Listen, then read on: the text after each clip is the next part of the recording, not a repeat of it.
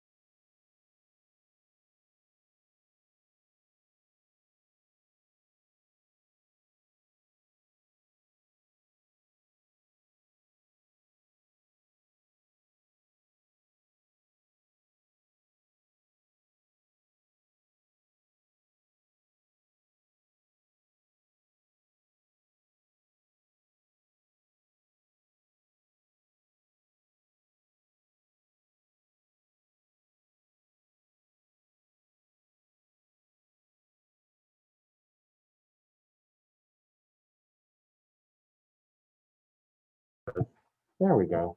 Okay, there we go. Hi, folks. Thanks for hanging in there with us. We're having some technical difficulties. And honestly, this is my first time hosting a Zoom meeting. So if you'll just please bear with me, I'll just go ahead and go through a brief presentation of the Spaulding Ranch rezone proposal, a brief timeline, and then if you want to just go ahead and send in your questions after we finish, so we can have a brief Q&A session. I'll do my best to answer your questions that you have, but if you could please just try and keep them narrowed to the proposed rezone, I greatly appreciate that. So I'm gonna go ahead and just share my screen here with y'all, and let's see, slideshow from the beginning. Here we go. Okay, so welcome to our meeting. And again, I appreciate your patience. I also appreciate you guys being here and making the effort to join us this evening. I know it's a holiday season, but it's the strangest holiday season ever. So I hope everyone is doing well. So the question I get a lot about is, why are you rezoning the property? When the city acquired the Spaulding Ranch site in 2016, they acquired it from a private developer who had every intention of subdividing it and putting it into residential development. So the city, having seen the great value, the historic value and the cultural value in keeping the Spaulding Ranch site as it is, as a functioning farm, and keeping the historic outbuildings, the house, the barn, the shed, and so forth. So let me just stop for a second. Can folks out there see my screen at all? Not sure if folks can see my screen. Okay, I do apologize. Can you see? You can see me. Okay, let's see. Go out of that. Minimize. Okay, there we are. And then you need to share screen. Oh, share my screen. My apologies. Here we go. There we go. Presentation. Yeah. There we go. share screen. Yep. And There we yep, go. and then go back. Now you can see me and I can Yeah, see go what I'm back to showing it. you. Thank you Yeah. so much.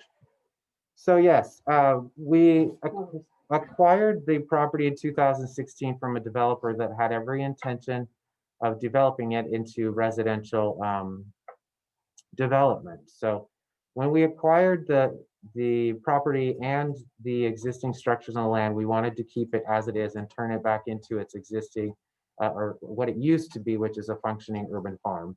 So currently, the site is zoned as R1 or R3 with a historic overlay.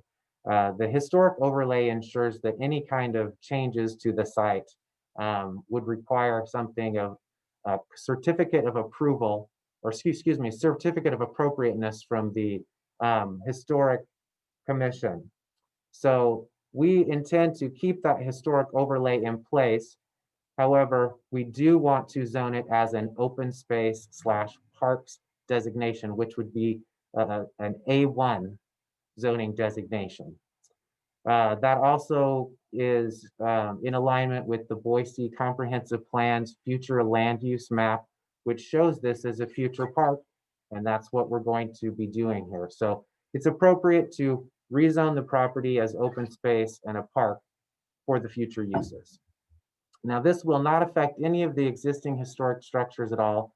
The house, the barn, and the outbuildings are intended to stay. We're kind of in a holding pattern with those buildings because it's going to take a great amount of effort and a great amount of resources to restore them to what they once were and turn them into publicly usable spaces, but they will remain indefinitely. So just move on to my next slide here. So the timeline for rezoning is just like anyone else that wanted to rezone their property. We would submit an application to the Planning and Development Services Office, and the cutoff deadline for us to submit the application this year is December 29th. Obviously, today's the 10th, so after we have this meeting and we gather all our comments, we'll try and submit our application to that department by the 29th. Now, if we do that, we'll be able to get a planning and zoning hearing scheduled by February the 8th in 2021.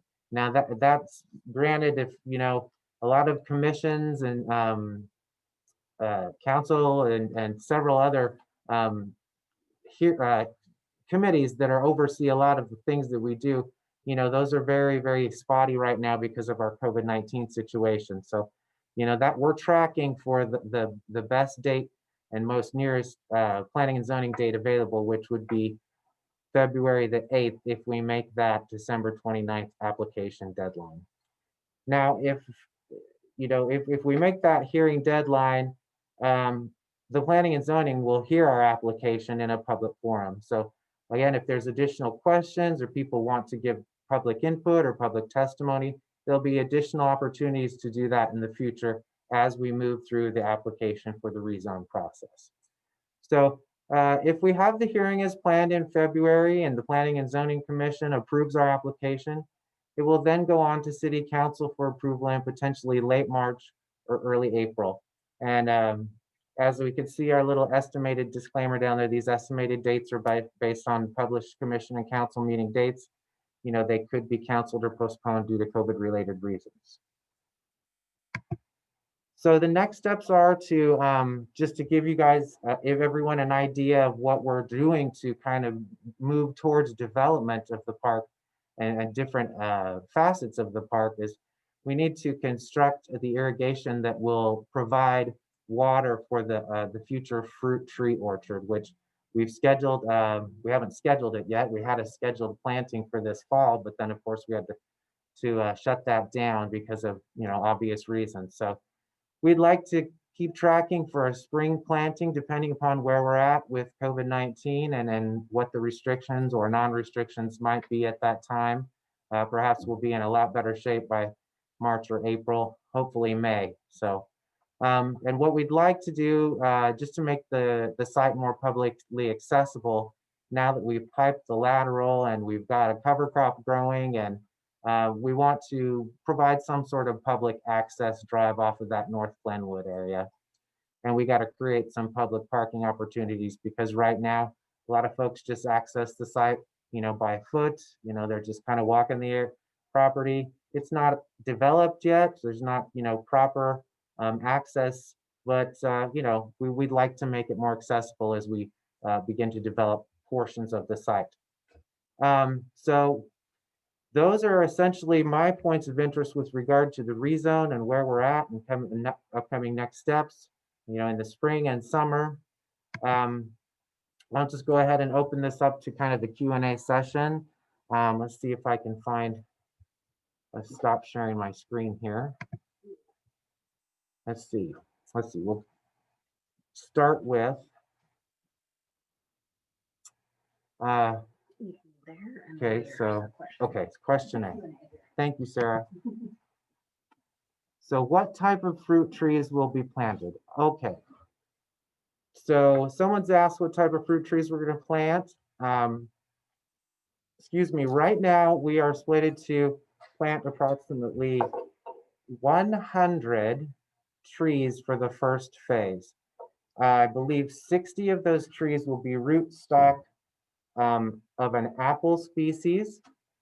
The remainder will be split between, what did we say, Sarah? I think there was a pear. There was pears and peaches. So pears, peaches, and apples be the mix of the first phase of the orchards. We'll be working with University of Idaho's great expertise. Their extension out there in, I believe it's in Parma. They've had a lot of great information, a lot of great input about how to start an orchard properly to get it established, so the orchard can be around for a long, long time and get established well enough to provide some fruits within the first 5 to 6 years of them growing. Take a little bit longer to mature from rootstock, but it's the best way to get the orchard started. Okay, so I'm going to go ahead and move over here to the chat section, and I'll just go down the line. Hello, welcome, Wayne Ritchie. Thanks for coming. We have someone that has a concern is several want the Glenwood connector to go through. So that would be an Ada County Highway District decision, and I believe that in their last 5-year work plan for this particular cut through project, that they were going to study the need to continue to have that within their 5-year work plan or their 10-year work plan or whatever. I believe they've reached a decision. It is the cut through proposed through this parcel has been eliminated, but at this point, that's what I've heard. I'm on record here, but that's what I've heard. So going to the next question here. Let's see, where's my next question is, will you be accepting volunteers for planting? We will be accepting volunteers for the planting. We actually will be working with our energized folks and the neighborhood association to provide a lot of notice and wide outreach for the opportunities for folks to come and participate in the first phase of planting of the orchard trees. And growing from rootstock, these are much smaller species to be able to handle. So you don't need 4 or 5 people to dig a giant hole and put the tree in the ground. These are much smaller to handle, much easier to plant. So we believe as things continue to evolve going into the spring, we'll really be in a better position where we can actually have some gatherings and get the public together safely to maybe do a planting event. So yes, we're hoping for that. Thanks for that question. Looks like we've got some more Q&A questions here. Yeah, okay. So the first one is, many of us in the neighborhood are seriously want Glenwood to go through. So again, that's what I've heard from ACHD, Ada County Highway District, is the plan for Glenwood to go through has been eliminated as a cut through.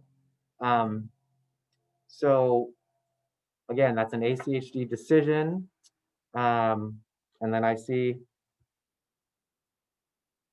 ACHD says it is in our hands. Please address Glenwood. So it would not be in our hands to provide a public roadway through the site, it's a park site, so we will in fact try to provide access to the site from that North Glenwood connection and would eventually go out over to Cole Road. Question of how many parking spots are planned? Okay, so we have another question about how many parking spots are planned. So at this time, we have no particular count on those. It is likely we probably get 35 to 50 parking spots with the eventual access road that we would be looking to eventually develop this spring or summer. But again, we would need to submit applications to the Planning and Development Services Office and work with Ada County Highway District for what they're going to see as far as their required connections at the North Glenwood, and then what they would provide us for recommendations on access restrictions coming off of North Cole. If you wanted to turn into the side off of North Cole, they may restrict left-hand turns. It might be right turns turning out of the site only. Much of that remains to be seen as we work with ACHD going forward. But again, at this time, we're just seeking to submit application to zone the property as parks and open space from its existing residential designation. So let's see if we've got more questions here in the chat. There we are. Okay. How many parking spots? Any more questions?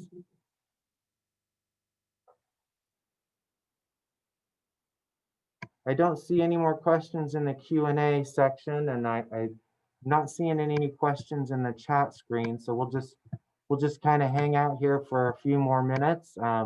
We're at 20 after 6, and again, I want to thank everybody for joining us here for this meeting tonight. I know it's dinner time for a lot of folks. Yeah, so in our question and answer, we've got the question about the Glenwood. Glenwood has not been seriously addressed.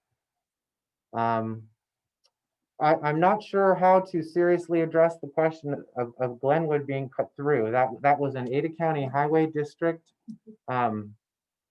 plan. It was in their plan for connectivity, vehicle connectivity in the neighborhood.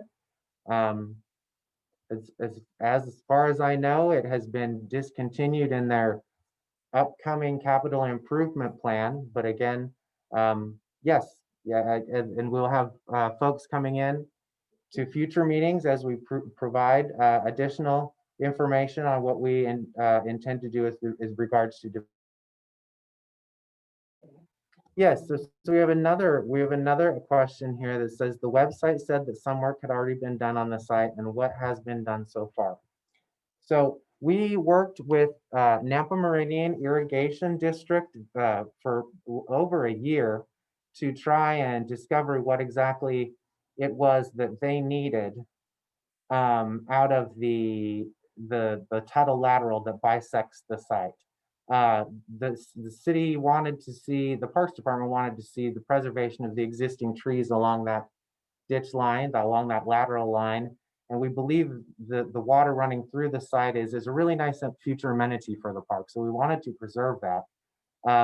But the irrigation district said that they needed to come in and do some maintenance things that would be out of alignment with what the future uses of the park would be. So we had to negotiate a way to provide the open ditch for the future park, and then also provide for Nampa Meridian Irrigation District's needs for water delivery further down the line. So we ended up spending quite a bit of money to pipe the Tuttle lateral through the site and yet keep the open ditch available so we can divert water as a water feature. We've also put in a very large irrigation storage pond, and we will be putting in a pump house and constructing a water delivery system for future agricultural growing at the site, and then most importantly to provide water for the orchard fruit trees that we intend to plant in the spring or the summer. We have another one here that says that once fruit trees begin to produce fruit, what is the planned use for the harvested fruit? We intend to provide opportunities for local food banks, local schools, anyone interested in, potentially uses of local ways to benefit food systems. Again, we probably won't see fruit bearing on these trees for at least 5 years once planted. So there's plenty of time to figure out what the benefits to the community that these fruit trees can provide in the food system. So excellent question. Thank you. Thank you. I'm going to move over into the chat section here. We've got a few more questions. What is planned for the farmhouse? So the farmhouse is the homestead, the main house, the White House. In the master plan for this area, or for this, the building specifically, the house was kind of voted by the public to be, obviously preserved in, its historic state, but folks wanted to see maybe like a commercial kitchen or an area where folks could, you know, you take the fruit that was harvested from the site and have cooking classes or potentially like neighborhood meeting space, community meeting spaces, potentially a cafe or a coffee shop there. Um, the goal is really to preserve the homestead, the house and the barn and the outbuildings in their historic state and make them functional for public uses for the community in the future. I hope that answers that question. It's going to take a lot of work though to get some rehab and on a lot of those structures though. Next question is, who is responsible for the final plans for the property? Okay, so responsibility would be for the Parks Department in general overall. And then so the final plans would be really just the way that the park is developed piece by piece. There is a master plan that you can find online. Just go to cityofboise.org/Spaulding Ranch. You can get information about updates of what's going on at the property. You can also download the master plan for the property. That's how we intend to build it out. As we all know, plans are plans. They're not set in stone. They can change, but we intend to follow the public desire for the master plan for the property. Again, that is cityofboise.org/Spaulding Ranch to get updates. You download the master plan. It's about 8 pages long. It details out every section of the plan that was developed by the public input process when we acquired the property in 2016. Yes, thank you, Sarah, for putting that in the chat, that website. So and we're getting some more Q&A about public safety demands on Glenwood going through. The traffic situation is dangerous. Well, we know that ACHD recently widened Glenwood, added some bike lanes and then some sidewalk on there. So those are definitely some welcome improvements. So we know that it has been a very welcome improvement for especially the children in the neighborhood. Okay, so Q&A, we've seen the plan, which is why folks are concerned about increased traffic, lack of parking. Yes, we want to put in some parking. Safety of neighborhood walking to the park. Okay, so those are very legitimate concerns that folks have. We're going to try and address what we can on the park site as we develop it for public uses. As far as the traffic, and I'm assuming that maybe that's an indication as to what kind of additional traffic that the park might bring in the future as it gets developed out. So again, those can be answered with, how many parking spaces will you be providing when you develop the public access roadway? Will you provide access that will go right on Cole Road? Will you be able to turn left on Cole Road? A lot of those circulation questions will remain to be determined mostly by Ada County Highway District. They will be able to tell us how to make decisions on restricting movements coming into the park site and out of the park site. A lot of folks are obviously legitimately concerned about this, the roadway and the parking lot potentially becoming a cut through for, the high school. That can be a point of concern as well. So we understand that. We're going to work to address those as they come up and portions of the park develop in the future. So thank you for those questions. I want to recognize those concerns. Safety is a concern for us as well. We'll do all we can to try and address those concerns as the park develops. Okay, I'm not seeing any other Q&As, and I'm not seeing any additional chat. Sarah, how many folks do we have on the line? Still got 8 folks on the line. I'll just stick around here. We're at 6:30. Again, I'd like to thank everybody for joining us. I know it's that dinner hour. I'd say we all enjoy time to be with our families in the evening hour, but I know we're all with our families all the time right now anyways, so maybe it's alone time right now.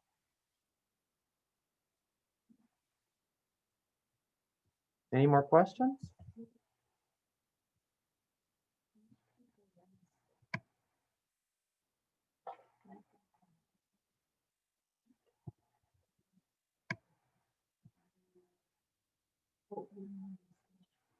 Oh, got one more message from, thank you, been great, thank you. I'm glad that I provided some information. A lot of times when I'm in these meetings and I don't have the give and take of other people in the room, it just sounds like I'm droning on and on. So I do apologize if it seemed like that.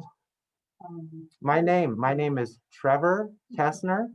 I'm with Boise Parks and Recreation. I'm a park planner. I'll even go ahead and enter that here.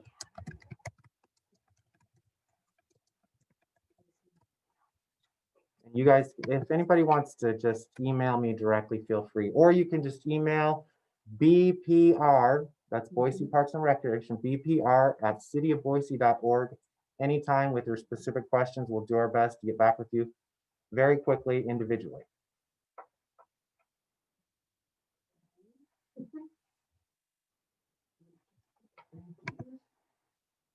Yes, thank you. Thank you. Appreciate it. Thank you all for coming. So we'll wait just a couple more minutes. And then again, thanks for attending, folks.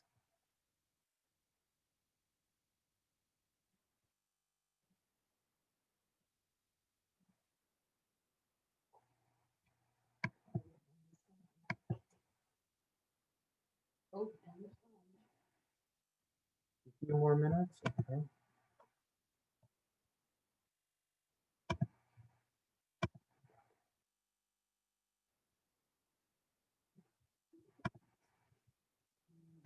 Close that. Yep. All right, folks, we're going to go ahead and sign off, but we'll stay open. If anybody has any more questions or anything specific, just go ahead and send it to us here. We're just going to get off the air here in the next few minutes. And I really appreciate you all for joining us. Thank you so much and have a good evening.